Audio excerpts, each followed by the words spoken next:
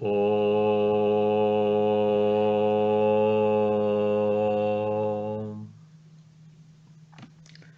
Namaste to all. We have been on a journey to understand the magic behind happy relationships. And this is the part 3. Again, I think the part 3 is missing in the title name. Um, Pardon my oversight. So, we have been having this topic discussion for the last 3 weeks. And these 3 weeks, we tried to understand that all of us want happy, healthy relationships, the root of which for all such endeavors lie in Dharma. In week 2, we understood the importance and the need for having a role model because it looks like an abstract idea when you say, I want happy relationships, and we don't have happy relationships. So, whom do we look and emulate is the question. So, we try to look at examples in Itihasa Puranas and found the best person to emulate is Sri Ramchandra. And we also took advantage of how he interacted with other people, and we looked at a small list of characters.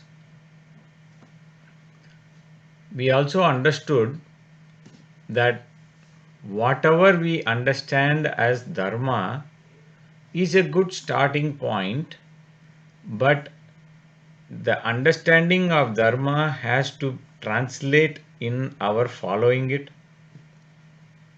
And once we follow that, we also come to a situation to understand the complexities in following, which is different from the theoretical understanding. Because while you are trying to follow Dharma in real life, you and I come across different situations like what is Samanya Dharma, what is Vishesha Dharma, what is Abad Dharma, so on and so forth. And then we are trying to do our best to align to our Swadharma. And once we understand that by following this, we also arrive at a different situation where there is a lower dharma and a higher dharma. It's in conflict. Now we have to resolve that situation and find out what should I do to resolve that. So there is a dharma sankata, and how do we resolve? So all these questions will come when we are looking at following dharma. And then in today's situation, this is probably more apt. There are no people around us to defend Dharma. So we also need to create that ecosystem. Maybe it is in our own family, maybe it is in our society, maybe it is in our neighborhood, maybe it is in our own minds, that we have to enable that ecosystem that will foster Dharma. So we understood that Dharma comes at different levels, and by starting where we have, then we follow Dharma, then we enable Dharma. Now we have come a full circle in our understanding or knowledge about that particular Dharma. When we do this full circle, we get a glimpse of what is at the next level. Now we are again starting at same level. Again we have to start following, start enabling it, and then understanding it. Now you get the next step vantage point. So that is why you will find someone like Yudhishthira, even though all his life he was the role model or the example of Dharma following, understanding, enabling, whatever, he approaches Bhishma and says, give me some clarity. Because there is no limit to understanding Dharma. So we saw all this in the week 1 and 2. And our objective has been simple. How do we translate all this understanding and apply in our daily lives? How can we have happiness? How can we have happiness so that my pleasure, which I want in my life, is going to last longer, sweeter, healthier? So it again boils down to what I want. So let us go back to our analysis. We saw a few characters. We saw how Rama has been called Maryada Purushottama by all of us. But the opponent, Maricha, calls him Ramo Vigrahavan Dharmaha. He basically says that Rama is the embodiment of all Dharma. We also saw the example of how Rama treated his parents. We also saw how when Rama was given the convenient choice of not following Dharma, coming back to, people said like, hey, you come back to Ayodhya, you be the king, nobody bothers. Even the guy for whom you embarked this forest trip, even that guy is not there. Your father is no longer there. Why do you have to do that? So we understood from Rama's example that concessions given in the path of following Dharma are not actually concessions, but they derail us from the track. We also understood the importance of satsanga, constant satsanga, by the very example of Rama, who spent most of the time chasing and hunting down rishis, and he would be at their feet listening to words of wisdom. So we see that example. I was seeing an example, Twitter, I saw a post. Somebody bought a $140,000 Tesla. It ran for a few years. Now, of course, Elon Musk says, hey, you got to change the battery because the battery is dead. And the car would not even unlock. It's as good as it won't do anything. It won't open, it won't close. It's just locked till the time there is a battery change. So without that constant positive inflow into our lives, we are not going to have a reflection in our life. So if somebody is having issues, let's say for example, how does that translate into our life? Let's say a person is having finance problems. The person has to take some time to educate onto the basics of what is personal finance. How is budgeting working? How do I increase my income? How do I increase my cash flow? What do I need to do to save? How do I invest? You have to take some time to deepen your understanding in that area. As simple as that. So bottom line, that constant input from an elevated source is the key for happiness. We look at Atri Maharishi and Anusuya. We are talking about rishis, right? And I recently wrote an article a couple of months ago about the discussion between Anusuya and Sita. If you have not read that blog, go and look at it. You will be amazed the way Atri Maharishi edifies his own wife and her tapasya. Of course, our discussion on this topic, what we have been doing is we have pinned this article, like a companion guide. You can go and look at it if you want, and like most of the talks, it gives you some extra content. We also saw that people can look at Dharma from different vantage points, and that freedom must be there. So you can go and look at a mountain from far, just like you take the natural scenic beauty. You look at a mountain from far, or like from it is beautiful. You could be at the bottom of that valley or that mountain peak, and you could take a snapshot. That is another way to look at it. You could be on the top of the peak and look down at the valley. That's another way of looking at it. All three ways are enjoying the view of the mountain. Now, you can argue that being at the mountain top is so different from looking from the bottom to top. But interestingly, the points of view will be different. So, we cannot force our idea and say that only our idea of Dharma alone is right, especially if you are looking at somebody who is not on the same plane. You have to help them. So a teacher will have a different goal for a child who is struggling to pass.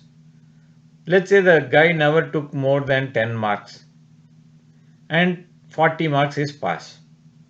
The goal for the teacher is to get this student to 45 or 40 so that you will get a pass.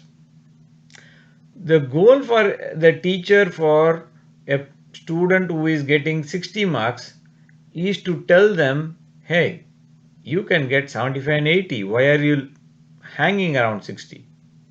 The one who is already getting 80, the teacher is going to motivate them to go to, you can go to get a 90 or 100.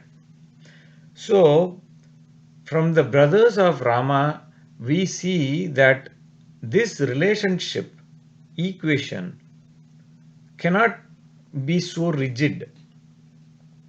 So, take for example, you look at 5 couples around you. Maybe you look at, if you are married, you look at your own spouse, and then you look at 5 other couples. It could be your parents, it could be your neighbors, it could be your friends, whatever. All 5 will be different. Everybody is looking at the mountain from a different vantage point. There are houses where husband and wife have evolved a certain equation, and that is okay for them. But the challenge becomes, there is this interesting funny story they normally say, right? One husband wife were constantly quarreling. So one guy came and said, like, hey, for like a counselor, he came and said, like, not a problem. All you need to do is figure out common ideas, common goal, and just follow that path. Okay. So they did the exercise and they said, cool. And few minutes later, again all hell broke loose and they were fighting again. Now the guy, counselor asked, like, why are you fighting now? No, we agreed that we should follow one person. Okay, then what is the problem? Just follow that person, right? No. The problem now is wife is saying that the husband should follow her. The husband is saying wife should follow him. So the debate now is who is going to be the leader. Now that may be a funny story, but in real life that is exactly what is happening, right? But instead, if both of them align themselves, take the personality out, and they say, let both of us align to Dharma. Now you have a higher standard, right? That is what is going to be the golden standard. Because both the parties, whether it is the husband or wife, or whether it is employer, employee, or your neighbors, or wherever we have this relationship, what is the bedrock of that relationship? That is Dharma. We saw that. And we also saw that, like Sita, we have to fight for doing our role. We also saw, I think that's where we finished our thoughts, I think. And maybe we also saw the importance of Guha. Maybe if we didn't see that, we will quickly see that again and we'll continue from there, even if it is a repetition. One thing we understand by watching Guha is that in relationship, we cannot introduce an extra element of status. It has to be on an equal footing. Guha was just a normal boat tribesman. Rama was the emperor with a great lineage. But when Rama looks at Guha, he doesn't look at Guha as an inferior person. He looks at him as a person, so that purity of intent is important in a relationship, because that purity is what you will see later on when Guha meets Bharata. Till the time he meets Bharata, he is wondering. He's wondering, hey, you know what? Maybe Bharata only plotted the whole thing. That was the extent of his love for Rama. He didn't say that. But when he sees Bharata with the whole army coming behind to submit and surrender, some of the poets have captured this. Ramayana, though Valmiki tells a lot of details, sometimes you have to get into the other flavors of Ramayana, like Kamba Ramayana or Tulasi Ramayana, to enjoy the flavor. And there you will find that Guha is extremely impressed by Bharata. He believes that 1,000 Ramas will not equal to one Bharata. He is having a 180-degree reversal. So what is the idea here? That purity, that simple heart what Guha had, was what Rama was looking for. And in a relationship, what is that we need? A purity of purpose. So, and that comes only when there is Dharma. We also looked at another example where Karna and Duryodhana, right? In Mahabharata. Karna and Duryodhana were good friends. But are they in the same league as friends like Krishna and Sudama, Krishna and Arjuna, Krishna and Uddhava? Do you find them in the same league? Most certainly not. Why? Both Karna and Duryodhana were appealing to each other's egos, and they were only aiding in each other's rapid demise rather than helping each other to scale new peaks. So that is why we don't look at Duryodhana and Karna as the role model for friendship. Of course, there are some idiotic people who are part of this Karna fan club. They may be thinking like that because these people have never read Mahabharata, at least from Vyasa. So in a relationship, the most important thing is being grounded in Dharma is important. At the same time, you should have pure intentions. That is very important for having good friendship. So I am a friend to most of you here. In fact, all of you. I have either interacted with you one time or the other. And my heart always wants the best for you. Now, if you feel that, your heart is also going to reciprocate that. So in a relationship, if husband and wife, assuming that we are talking about normal people, today there was a room and I was not there. I briefly entered there, like for 3-4 minutes I was there, and then I stepped out. They are talking about marriage in modern marriage is like a prison. That was the theme of the room. And there were people who were coming and waxing eloquently and whatnot. The problem with those kind of special cases is what used to be a special case in the past has become a normal case of today, which is a real sad thing. So we want happy, normal relationships, and here is a guy who comes and gives an advice to all the women in the panel. I don't know if he was trying to placate them or he was trying to be acting like a feminist. I don't know.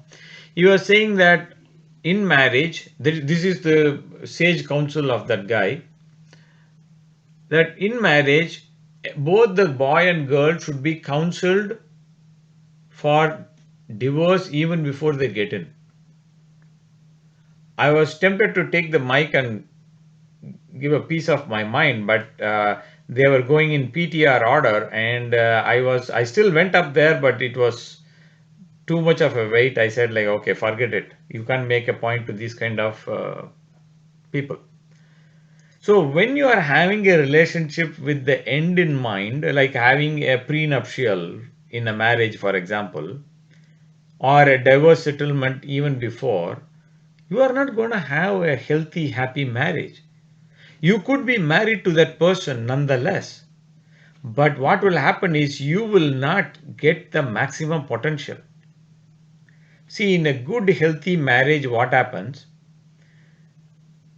In a normal, okay marriage, one person marries another person, husband, wife. Now we are in a real world where we are defining whether who is man, who is woman. We are in such a crazy world. You can't even assume that a man is a husband. That much level of or a woman is a wife. To that level of confusion, we have entered in this kind of woke world. But assuming that there is a normal couple, heterosexual couple, and we are talking about a man and a woman, 1 plus 1 is 2. Now, what happens is, in a normal marriage, they are not going 1 plus 1. They are going against each other, one against the other. So what happens? It becomes 1 minus 1. So eventually there is a big fat zero in the family. Sometimes it can be minus 1 and minus 1 that just amplifies it, and it shows up on the children and the next generation. I was just talking with someone, and they were telling me a very deep insight. A person A was sharing some problems to this person, and they said, hey, if you are so much disturbed by this problem, and this is happening in a so-called orthodox Brahmin family, okay, so-called orthodox Brahmin family. So the person is saying, why don't you read Vishnu Sahasranama daily? Even if you don't know, you can listen to like on YouTube or something. You don't know how to chant, that's fine. At least listen to it daily. That will eventually give you the faith and courage to solve the problem. This was the solution suggested. So the person who responded was an aged lady. The person A was an aged lady who is probably 65 plus or probably approaching 70. Person said, nah, I don't believe in all those things. Why am I saying that? Because the foundation of a healthy marriage, when you take a vow of marriage, for example, you go in front of Agni and you are taking 7 steps and you are saying that I am going to get married to this person and I am going to walk this path of Dharma. That is the promise you make. Now, the interesting thing is, you make that promise. Why did you have to do it in front of Agni? could have done it. Husband wife could talk to each other, right? Like how they do in the Abrahamic marriage, right? Hey, I promise, I do, you do, okay. Because the substratum of the all relationships for lasting relationships will always be dharma only. So let us not forget that, and that is the reason why in Sanatana Dharma, again and again, it is not a husband, it is not wife, it is not a mother, it is not father, it is not the child. It is Dharma that is the focus. We are not putting personality at front, we are always focused on the principle. When you hold on to principles, you are going to apply those principles in life, and obviously you are going to get better results. Take for example, you go to math class or say physics or chemistry. You learn a new law, whatever law you are studying. Now, whatever law in chemistry, physics, math you are learning, you have to apply that in a particular scenario, like doing a problem. And then you will be able to understand that law better. So, same way, we want happiness in life. That happiness we want lasting. Let's quickly recall, why do we emphasize like that? Is there any basis for doing that? See, there is a conversation. I don't know if we had this topic for discussion. There is this conversation between Rama and Sita. When they are leaving the ashrama of Sutikshna, Sharabanga and Sutikshna, they meet and then they go from that place. At that time, Sita is having uh, a question. Why, Rama, out of the blue you are trying to go into the forest? We have no enmity with the Asuras. Why are you unnecessarily doing that? That is the question. Now, Sita, you know that whenever Rama is on the gray area, she doesn't hesitate to speak her mind. Remember, when Rama's advice was stay home with my parents in Ayodhya, what did she say, Rama? Hey, my father got cheated to a woman wearing man's clothes. This is the exact translation of what she said. Rama. Rama said, oh, no more messing with her with logic or trying to follow level 1 Dharma. She only wants to follow the highest Dharma. So, Sita is known to Rama as one who won't hesitate to speak the truth at all cost. So, Sita tells, as a part of that conversation, Na sukhat labhyate sukam. He says, see, we all want happiness, right? What is the idea of having a kama? Sukam. So every jiva is chasing sukam. Now, Sita is saying, Na sukhat labhyate sukam. You don't get happiness from happiness. What? What does she mean? You don't get happiness from happiness, so husband and wife are very happy. Happiness is not coming from happiness? No. Sita gives a very deep insight, and this is the foundation on which we have to understand the rest of the discussion.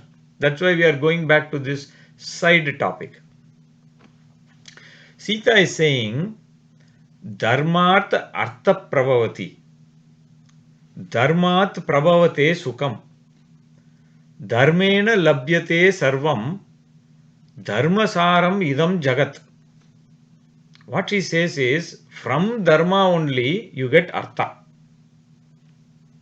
From dharma only you get sukam. From dharma only everything comes. And the essence of the entire Jagat is Dharma. Remember, what did Maricha say? Ramo Vigrahavan Dharmaha. So, if our happiness, whatever we are wanting, needs to last, it has to always come from following Dharma. Let's take, for example, like this. I am a person who is obsessed with the idea that I want to become Kaun Banega Crorepati or whatever, that multi-millionaire. Okay. Now that is my desire. And I have no intention of following Dharma. At that time, what will happen? The desire will overtake me, push me into the path of adharma, and then what it will do? I won't hesitate to kill, lie, cheat, steal, rob, do whatever I need, because my objective is only that money, because I truly believe that happiness is in that object, not in following dharma. Now what will happen? I may become a millionaire by killing somebody. One day or the other that will get found. Maybe in the next day or two, it may be in the next 10 years. It doesn't matter. One day it will be found. So what will happen? All what I thought was sukham will become dukkham. Dukkha alayam shashvatam. Permanent dukkha alaya. So what Sita is saying is, you follow dharma. Now following dharma, if you work hard, you do whatever it takes, learn new skills, save nicely, educate yourself in financial planning, whatever may be, it takes you. Now you go and achieve that. Now what will happen? You got knowledge, you got the skills that took you there, and you also have that money, and the process was more enjoyable than what you achieved. So that sukham will be lasting.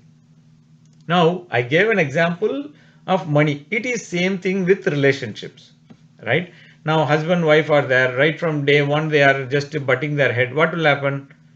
It's not hard to hear divorce cases in India with less than 1 year marriage. It doesn't matter which family you come from or what you do and that sort of thing. It's not very, it is very normal nowadays. So we have reduced relationships to a mere artha and kama fest. So obviously, since dharma is missing in that equation, the longevity of that sukham is very ephemeral. Let's look at another character, Jatayu. Now what we have been doing is, we have been looking at how the different characters have interacted with Rama, or Rama has interacted with these characters, so that we can extract a nugget or a tip on how to improve our relationship. Some of them may not be directly applicable because our mind doesn't follow subtle things, right? So we have to take that and extrapolate and fit into the case. That is why we are using Rama as an example, because understanding Dharma itself is very subtle. Now, in case of Jatayu, we are not going to go into the story. We know that Jatayu, despite his limitations, was focused on being a Dharma enabler. Sita said, "Don't worry about me, go."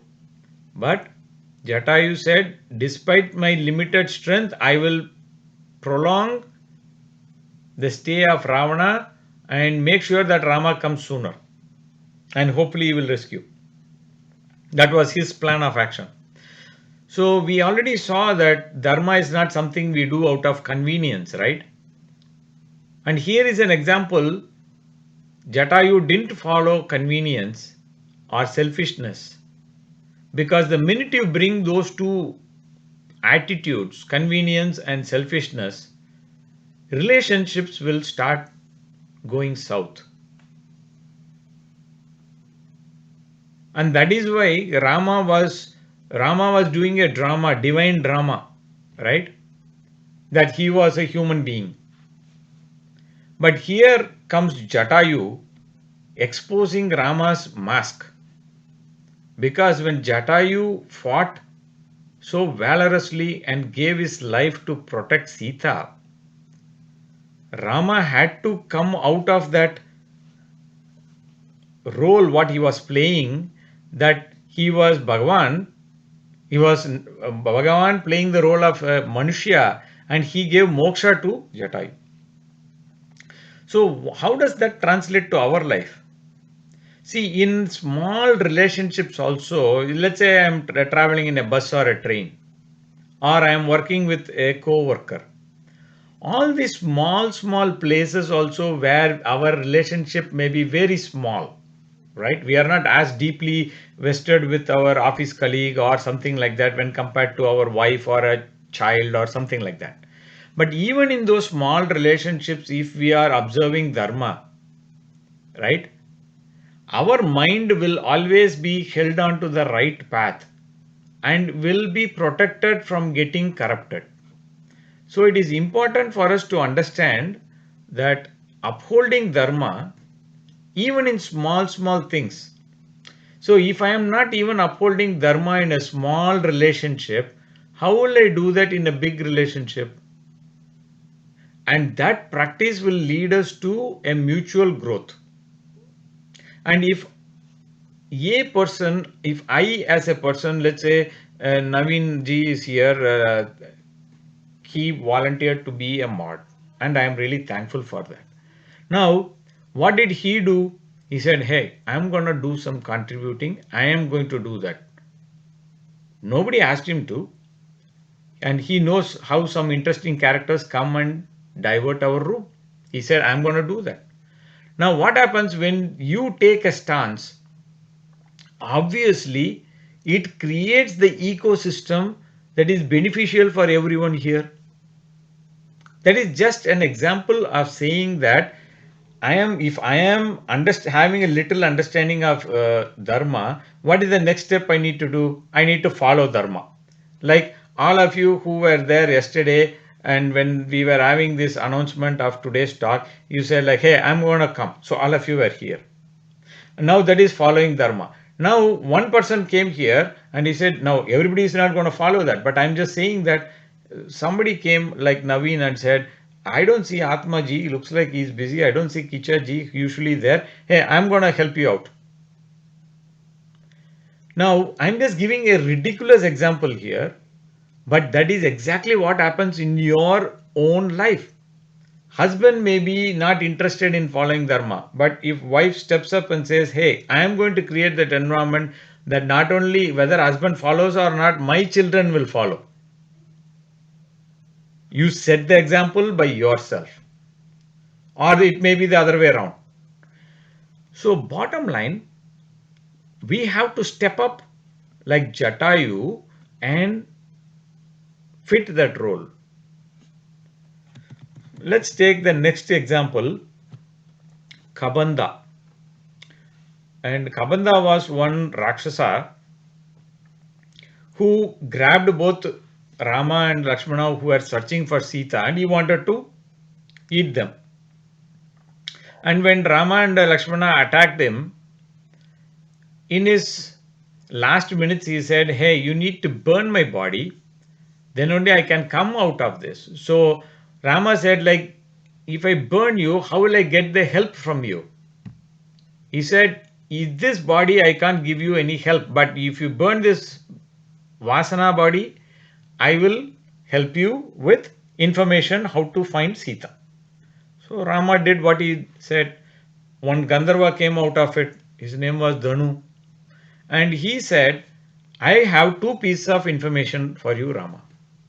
You go straight from this place in this direction and you will find Sugriva.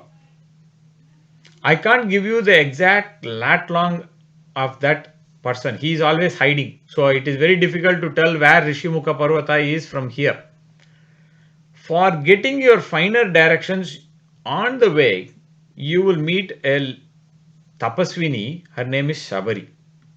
You meet her, get your finer directions, and you can go straight to this Sugriva. This Sugriva has a deep interest in following Dharma, but is being oppressed by his brother. So, what you can do is go and help him, and he will help you. I want you to remember this point because most people who study Ramayana overlook this point. Now, fast forward, let's skip Savari for a minute and come back later. Rama goes straight to Rishyamukha Parvata after getting directions from Savari. Now, Hanuman tries to come and find out who he is. We are not getting into that story. Then finally, he takes him to Sugriva. The very first thing Rama says, Lakshmana, light a fire. Sugriva, from today you are my brother. Look at this. For Sugriva, there was a special thing which Guha also was deemed as a brother. Later, Vibhishana also was deemed as a brother.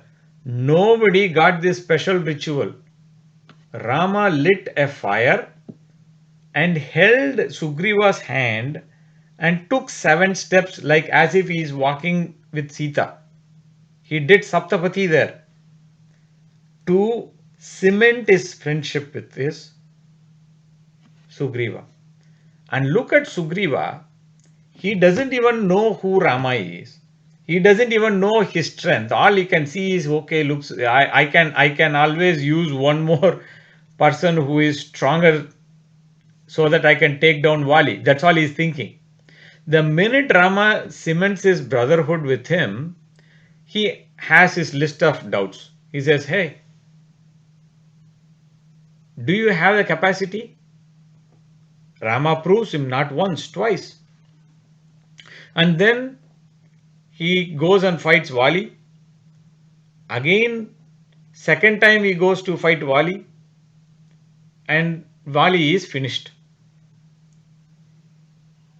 Now what happened to our Sugriva? Because Rama crowned him as the next king, it interestingly pulls him back into his past vasanas that he starts regressing in Dharma. Then Rama sends Lakshmana to remind, hey, Vali went in that direction. Do you want to go in that direction? Do you want to test that? If the door is open or not? Now, why did Rama do that? See, first thing what happened was, this is a totally different topic. We are not looking at why all these things were done, why Rama did all those, but the translation for our relationship. In our relationship, if a person is known to be a good candidate for Dharma, if they slip a little, we have to, as the other party interested in Dharma, help them to recover their lost balance and get back on track. Let's say, for example, husband falls into some bad habit. Wife needs to be not submissive and become a doormat, but create that Dharma situation that they can pull this person out of that trap hole and put them back on track, or vice versa. Just as an example. Now, it could be a friend, let's say 2 friends. One of them gets into drinking alcohol, becomes an alcoholic person. Then what do? You have 2 choices. You have to know whether that person is redeemable, whether that you go and give all your best advice and try to help them, support them through this entire process.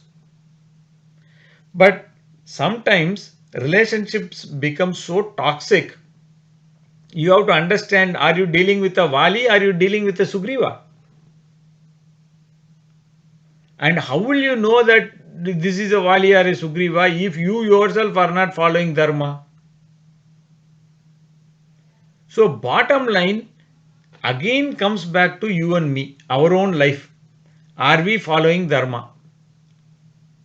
Second thing, Why did Rama very first act he did when he saw Sugriva was like cement his bond of brotherhood?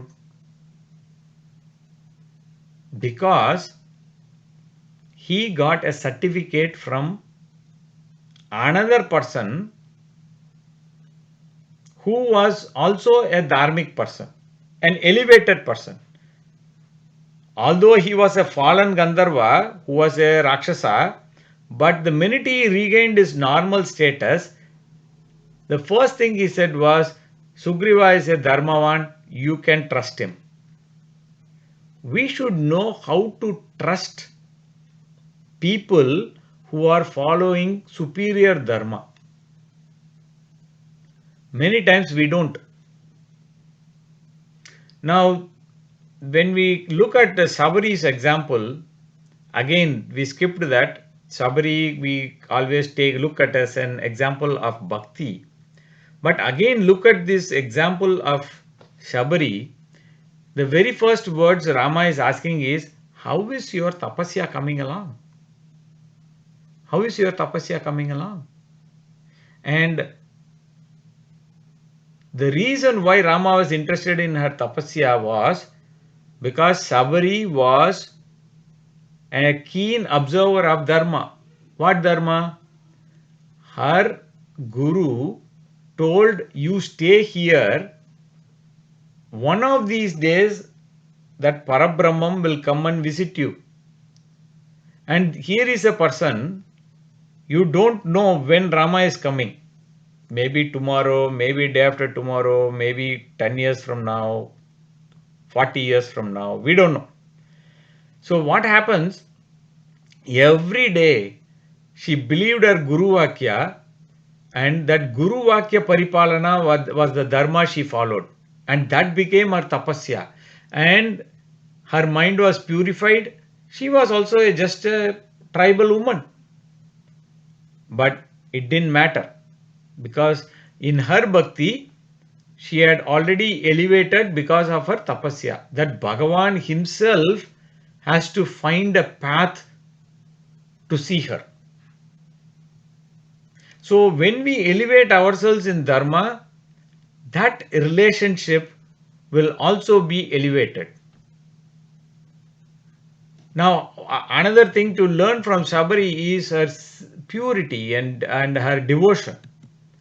So are we committed to, now again when we look at, we already understood this, right? Like our mind operates on with different lenses, right? You have a telescope, you can tune that telescope to see at different levels of zoom. And here is our mind that is at the lowest level. It looks at from a Kama lens, can expand a little bit and understand at a system level and think at a artha level. But these two will only push us in the path of papa. Now, if you are aligning yourself with dharma, then it will align you in the path of punya. And as a bonus, it will also give you the artha and the kama you are seeking. On top of that, it will also lead you slowly, incrementally in the direction towards moksha.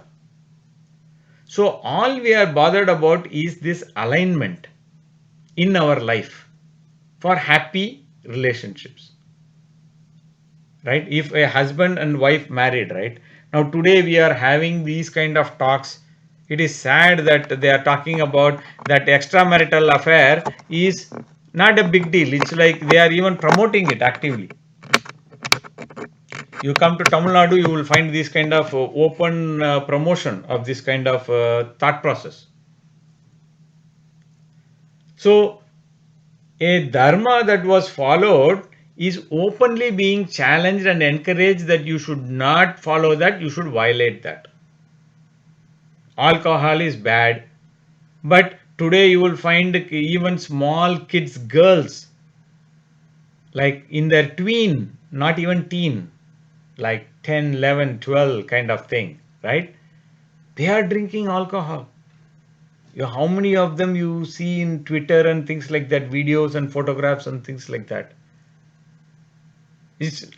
So when we are talking about dharma being violated, do you think that will lead to happy relationships or faulty, pitiful relationships?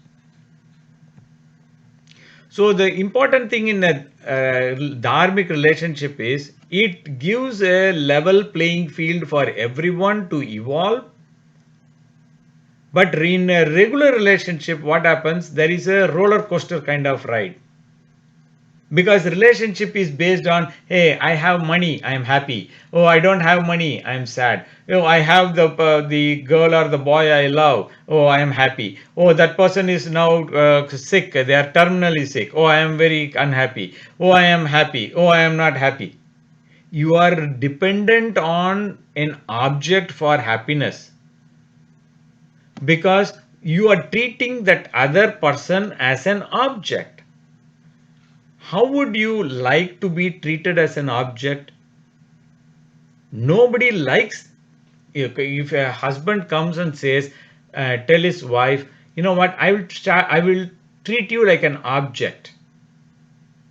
Object of pleasure, object of like you are my person who cooks, you are the person who does this and that service and this service, do all these things. So you treat them as an object. And in turn, the wife also looks and says, hey, you are also an object. You make money for me. You go and take care of my, pay fees for my school children, this and that. Buy me silk saree, buy me necklace, buy me car. Do you think that relationship will be happy? But that is exactly what is happening today.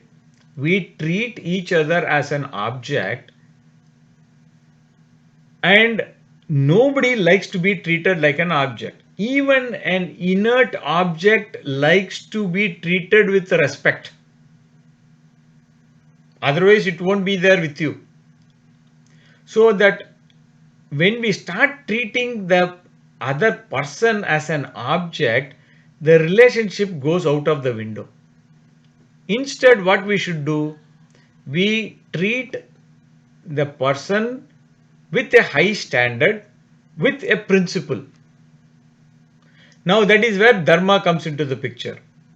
Now, because I am following a principle, I am not gonna bend on not following it. And the other person can count on it. For example, if you touch fire, it will be hot. If I touch fire, oh, it will be cold. Why? Because I am so special. Then you can count on the fire to be hot. If you are touching at 100 degrees Celsius, water boils at 100 degrees Celsius. In the plane, it is going to be 100 degrees Celsius only. Unless you change the pressure or whatever in the equation. Let's not go there. Right? So you can count on a certain foundation in the relationship because you are committed to a principle. The same way the other person also counts not at you, but at you following the principle, and they know that the principle will be the common factor. So when we have this kind of roller coaster kind of equation, immediately the question we need to ask ourselves is, am I following the principle? Am I following dharma? Let's take a couple more characters and then we will try to get to the bottom of this talk. The next character we are going to look at is Vibhishana. Vibhishana comes when Rama was wondering, how can I build a bridge or how can I go to Lanka? Here comes the brother of the enemy and says, I am going to surrender to you, Rama, because I am committed to Dharma. All the Vanaras said, we can't trust this fellow because he is the brother of the guy who kidnapped. And this fellow is suspect. Everybody objects. Everybody wants to kill him. And Sugriva says, let me have the honor of killing him. Hanuman says, I have been there and I can vouch for him. But Rama is not interested in Hanuman certificate also. You know whose certificate Rama was already counting on? Remember, sometimes we go through Ramayana so fast that we skip the important events. Rama was using Hanuman only as a confirmation for the certificate. The original certificate for Vibhishana was given by none other than Shurpanaka. Shurpanaka, in her very first visit to meet Rama, she said, I got these cool two brothers. They are super strong. They can do a lot of things. But I got this one useless younger brother. I mean, he's elder, but he is the youngest of the three elder brothers. This fellow is all the time talking about Dharma, Dharma, Dharma, Dharma. You tell me, Rama, what is the use of all this Dharma? We are Rakshasa race, right? What is the point? So remember, what is the certificate, best certificate we can get for Rama? That came from Maricha. Same way, sometimes when the enemy or the opponent is giving you the highest credit, if they are honest, most of them are not even worthy enough to be a good opponent. That's why we don't even trust our opponents. We badmouth them or whatever. But a real warrior will respect the strength of even the opponent. So here is Vibhishana, who got the certificate from Shurpanaka. And what has that got to do with relationships, right? No, the example what Vibhishana sets up and the example what Rama sets up is what we are interested in. We are not interested in the certificate part. See, doubts and confusion will come. But what happens if Rama were to look at only personality and say like, hey, or the kind of actions, hey, you are the brother of Ravana who kidnapped my wife. So you are coming from the wrong side. So why should I look at you? But what did Rama look at? Rama said, I'm not going to look at the personality. I'm going to see what is the basis of that person's personality. It's Dharma. So in a relationship, can we have this kind of foundation? See, we come from Sanatana Dharma, right? It's kind of hard for us to even talk these topics nowadays or even comprehend this because we don't want to talk about Dharma because we are only interested in talking about I, me, myself, the three most important people in the world.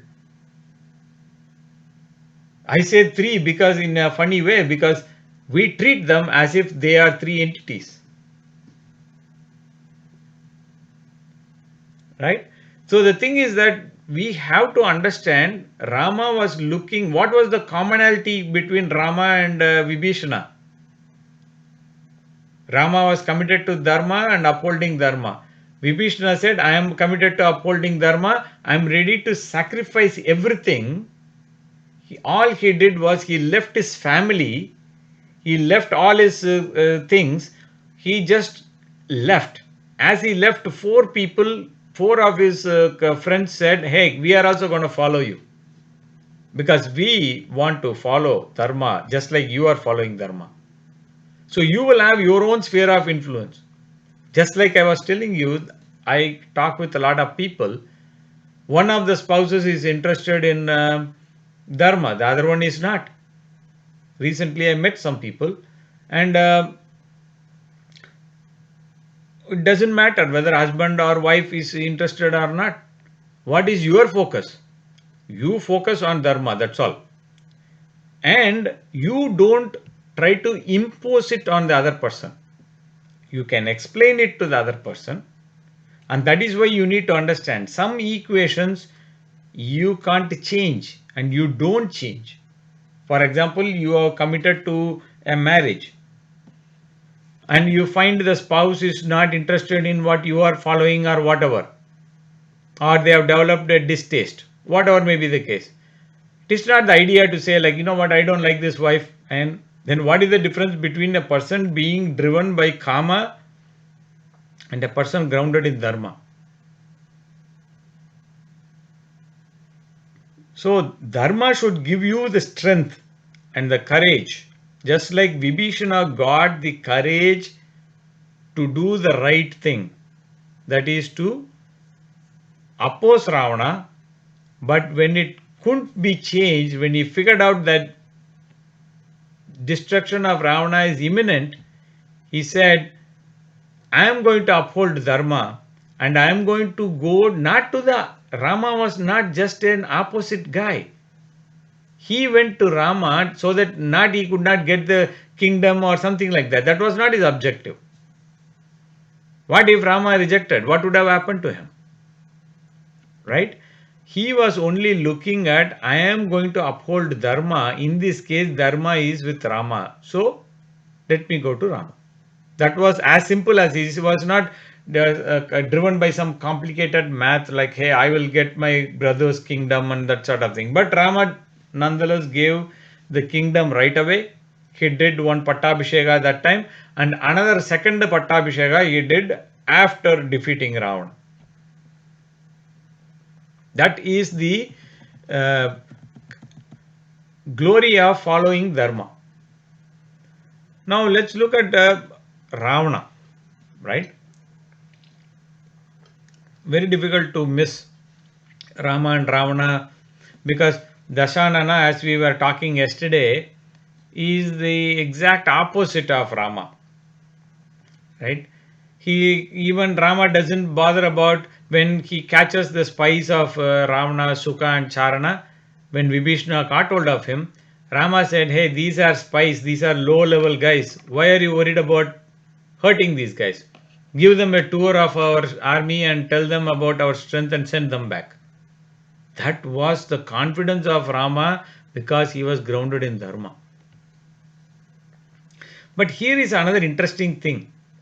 Rama wanted to respect Ravana so much that when Ravana's first encounter itself, Ravana lost everything and Rama said, go today, come back another day. Why?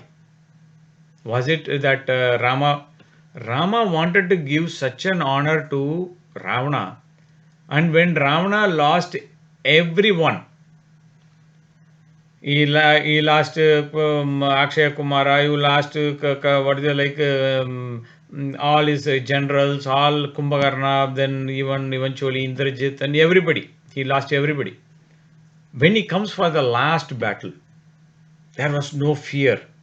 Ravana fought like a real warrior. He did not hide behind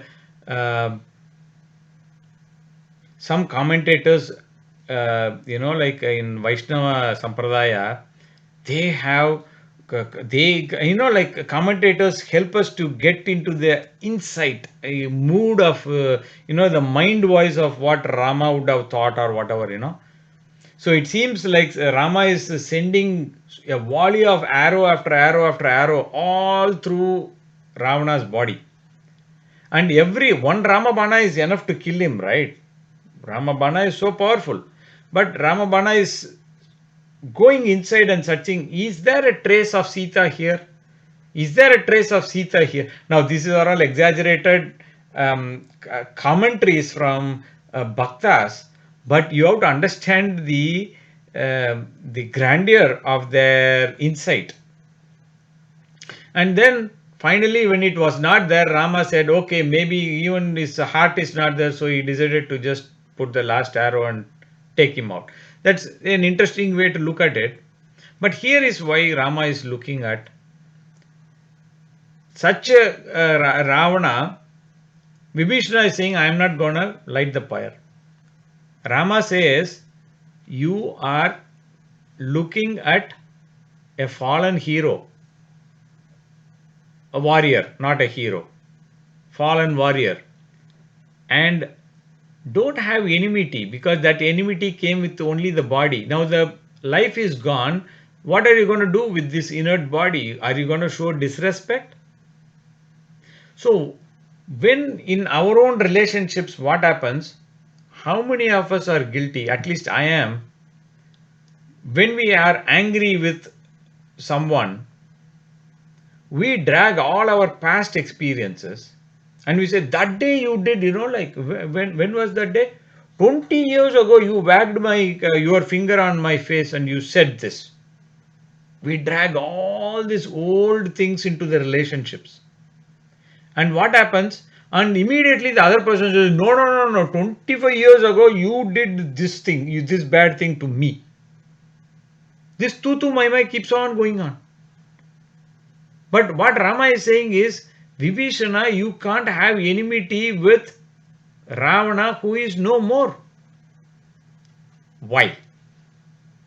Because the minute I understand that I am Atma, my real nature is that of Atma, obviously when you look at your wife or the child or with the neighbor or the person you don't like, you don't look at them like, hey, they are this, they are that. You start looking them, hey, that is also a reflection of Atma. This is also a reflection of Atma. So immediately what happens? Your attitude changes. And that is possible only by following Dharma. That mindset will not come to a person who is not bound to follow Dharma. Same thing happens, like say, like one of the important lessons we have to learn from Ramayana is forgiveness. Hanuman goes to Sita at the end of the war and he says, Sita, Rama is victorious. He wants to come and he wants you to come and meet him. And at the same time, he says, I have a new request. Please give me this boon. All these Rakshasas who tormented you, I watched them. Last time when I came here, I watched them. I didn't touch them because I didn't want to aggravate the situation. Please give me permission. I'll take all of them in my one palm and crush them just like one mosquito. All the Rakshasas, one mosquito. Sita said, what are you even talking? What are you even talking?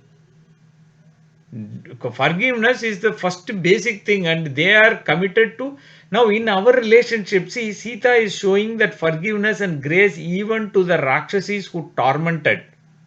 Whereas in our life, what happens? We have a small quarrel, maybe with a erstwhile friend, one bad quarrel, and you know what, we were like thick friends for last 10 years, but that one day he said this and she did this behind my back, and that's it.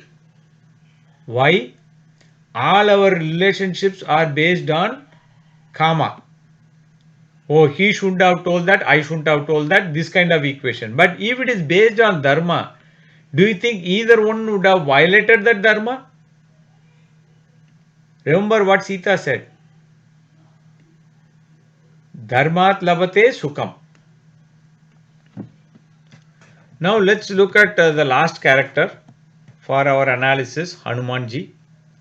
Hanumanji, it's very difficult to put Hanumanji in a bracket. Of course, we did a 3-part series on how Hanumanji went to Lanka, search. We did a lot of analysis. But from today's topic perspective, the one thing we can learn from Hanumanji is only when we connect with our real self, we will be able to have the maximum expression of it in our relationships. Hanumanji understood that he is Atma, Jivatma. Now he saw Paramatma in Rama, but if all we understood, let's say that we don't see Paramatma like Hanuman, that's fine. But if I see myself as Jivatma, I also see Naveen as Jivatma. So I can't disrespect or abuse or do anything negative to that. But if despite my understanding that I am Jivatma, I go and do all bad expressions of that. That is not an expression of my Jivatma, that is an expression of my Ahankara. So, again, going back to the fundamentals, in a relationship, we need to focus on principles. And if we focus on principles, it will eventually lead us to the understanding that we are Atman. And the other thing we are also seeing is we are not driven by desires or aspirations or my duty, your duty, that sort of thing. We are only driven by our commitment to Dharma. We also understood that Dharma comes at different levels. A limited amount of understanding is enough to get us started in the process, like where we are. We become a Dharma follower, also understand the importance of being a Dharma enabler.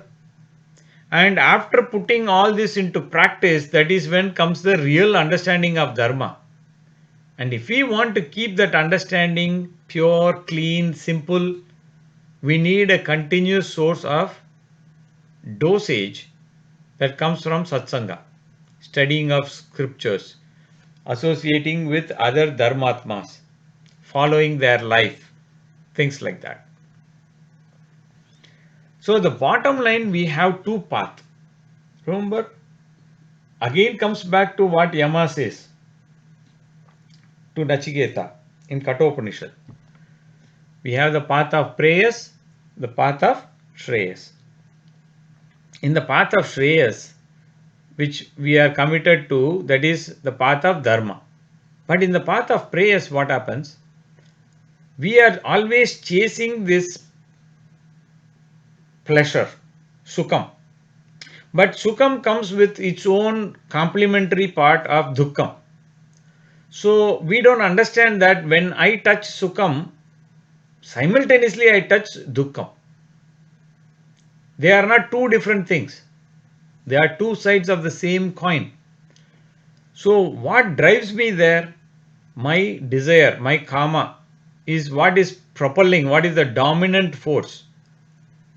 And what that does is it results in me doing karma, and for that karma phala I have to take a janma, and that janma is also bound and enveloped by my vasana baggage, and I am mired in this endless cycle, what we call as samsara.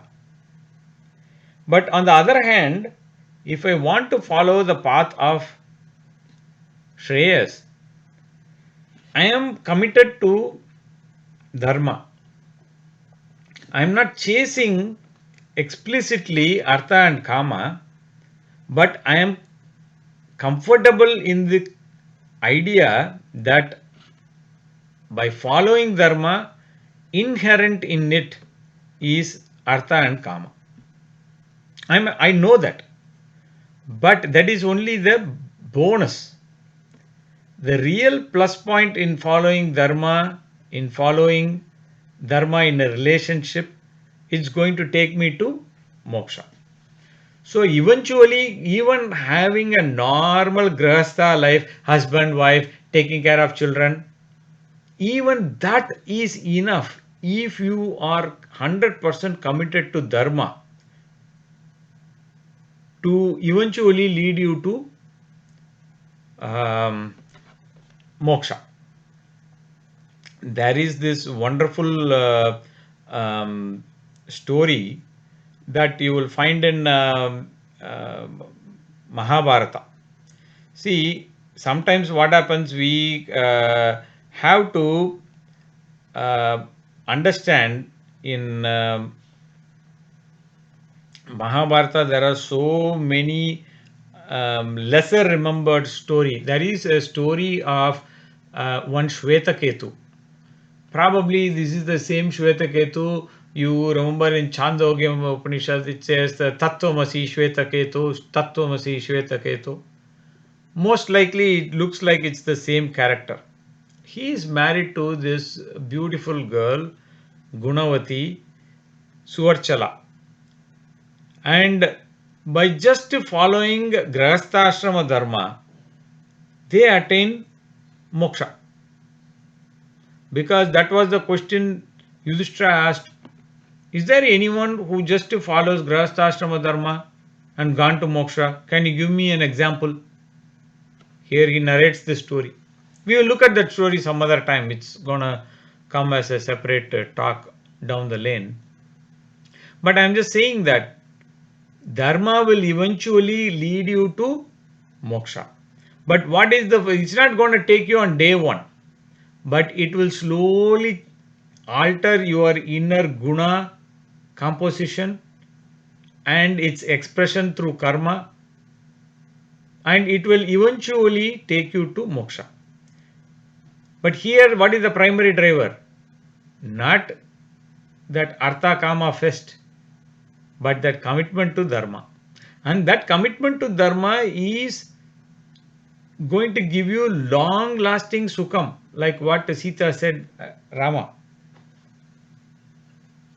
Na sukham labhyate sukham. You don't get happiness from happiness or chasing happiness. You get happiness by only observing dharma. Like, for example, I want to enjoy a cup of tea. I have a cup of tea. Tea should be it should be warm. It should be kind of like a hot, not extremely hot. Now I have tea, but it is at boiling temperature. Will you be able to enjoy that? So you have to align the temperature to suit your palate. And some people I have seen, they drink very hot. Some people drink hot. Some people drink warm. Some people take lukewarm. So it has to match your palate preference. And then you will be able to enjoy that. So that adjustment what we do is basically to align our actions to dharma. So bottom line, in every relationship for long lasting happiness, healthy relationships, dharma is the focus. And when we do that, we slowly peel ourselves away from the vasanas, raga, dvesha and things like that. Start understanding the subtleties of life and understanding our real nature, that we are the subject, not the object. Why do you think relationships are? If you treat the person as an object, because when you realize that I am Atman, what are you talking about? Atman is not an object. Atman is the subject. Same way, when I treat Naveen as an Atman, what am I doing? I'm treating Naveen as a subject, not the object. So what is my way I look at it will be so different. So we have taken the last 3 weeks to enjoy this journey. First week we analyzed and understood in depth. For folks who have not heard it, all those old talks are available. You can always go back to week 1, go back to week 2, and you can continue this week 3. And that way you will have a continuity of thought. Sometimes what happens, we jump from topic to topic. Like as soon as this talk is over, I'm sure most of us, despite the emphasis on, hey, be in satsanga and things like that, we don't know that being in satsanga also means cleaving away from dussanga. But we don't take that second part because it's not palatable. So we go back to our world research, reviewing all the worldly matters and analyzing and that sort of thing. So this message doesn't stay long enough in our mind. So, anyway, the old talk is available. If you want, you can always have that as a continuity. I want to take this opportunity to make the prayer to Bhagavan Sri Rama that all of us should be committed to Dharma in every aspect of our life, because that way we all will have long lasting relationships. One last point before we close. We keep talking about the importance of practical application of all these ideas. So before we understand moksha and all those ideas about the benefits of dharma, we have to understand that by following dharma, I am going to get long lasting sukham. At least that much level we should have dharma chintana. And we have to understand that, hey, by following these principles, my life is going to get elevated, better. It doesn't matter if others are not following. It absolutely doesn't matter if nobody follows you. It doesn't matter if your wife doesn't follow you, your children doesn't follow you, your parents don't listen to you. Doesn't matter. Can you be committed to dharma? In that process, can you discover the practical application in your life and see the change? The interesting thing is, even before you observe the change inside you, others will start seeing the change in you. Do you know that? If you are a person who is always tension and that sort of thing, now because you are following dharma, your mind is more deep rooted. Now you are more calm. Now you are not getting that much tense. Now, before you even realize that you are not getting as tense like in the past, the people around you, the closest to you, they will start, what this person is doing? Why suddenly is, oh, he's been going to Bharataji's Pratipadartha. He's been following this Bhagavad Gita. Maybe that Satsanga is doing some influence there. That must be it.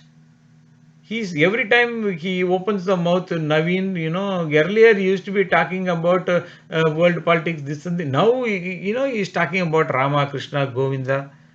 And on top of that, he is not even that kind of antiquated. He is also trying to make sense, because he is trying to take it and apply it in his life. He talks about Rama, at the same time he is talking about how to apply that wisdom in his life. You can see that expression. So that is where we are dropping the ball. We don't make that personal connect.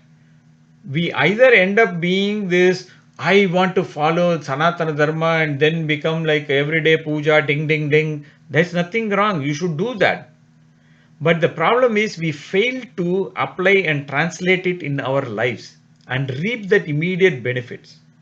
See, even you take Vedas, for example, the very first set of information what you get in the what is it, like in the Brahmana portion and things like that, you are going to find more of rituals. Like, heck, how do I do this puja? How do I do that puja? I want to do this yajna. I want to do. So you are more interested in getting that, unless you are able to get the low hanging fruits, translating that Sanatana Dharma wisdom into your desire satisfaction. You are not going to be motivated to apply that Sanatana Dharma for artha purposes. And you will not have the maturity to understand, I want to follow Dharma for the sake of following Dharma, not for getting these cheap trinkets. And by following Dharma for the sake of Dharma, it will eventually result in moksha. So you will totally miss that if you don't translate it to some practical application. So Sanatana Dharma is all about getting those happy, healthy relationships in your life. You want to have that enjoyable relationship with your spouse. Don't fool yourself. If you are going to have, I am the person who is having a healthy, happy, dharmic mindset, but my spouse is not. That means you are not a dharma enabler. That means you are not following what you are doing yourself, because you are not even committed to following yourself, because you are not even doing the dharma enabling. And if you don't do the become the dharma enabler, how will you get the understanding of the complete understanding of following the dharma? So it's like a catch 22. So you want to be the change you want to see in the world. So you want a healthy, happy, strong relationship. So you be the first mover, you be the change. You want to make the change inside you. So the relationship, what we do is we give the remote control of our happiness, our mood to all the other people. And we are wondering why they are pressing random buttons and our mood gets disturbed.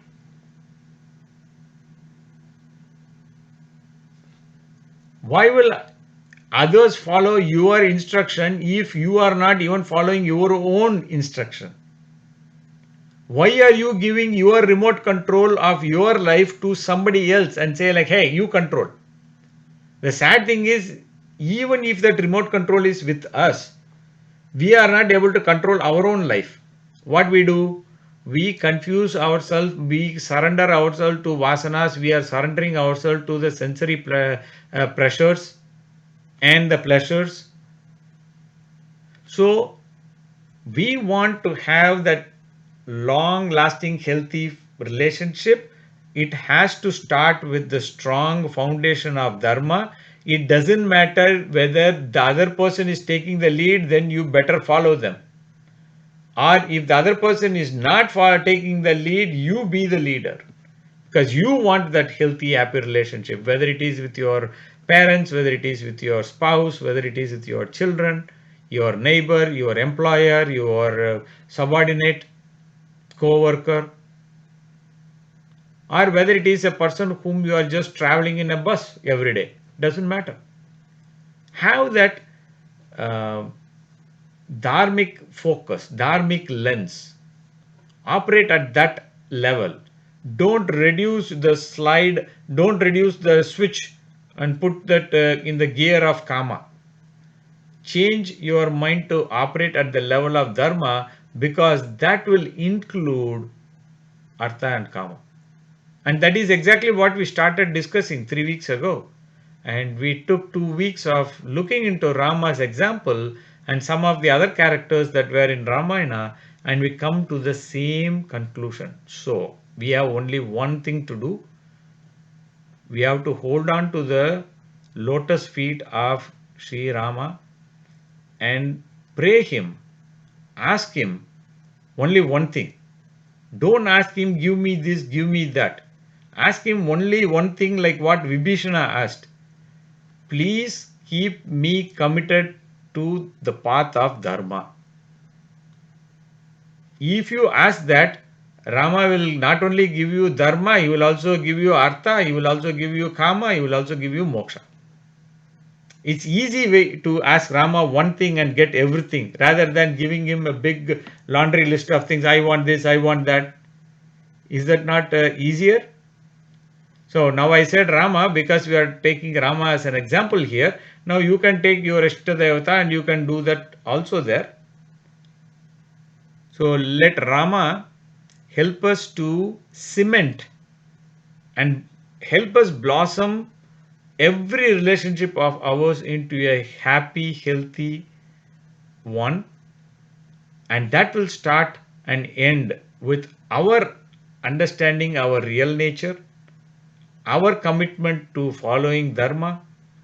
And with those words, let's conclude this 3-part series. Jai Sri Ram, Jai Sri Krishna, Har Har Mahadeva.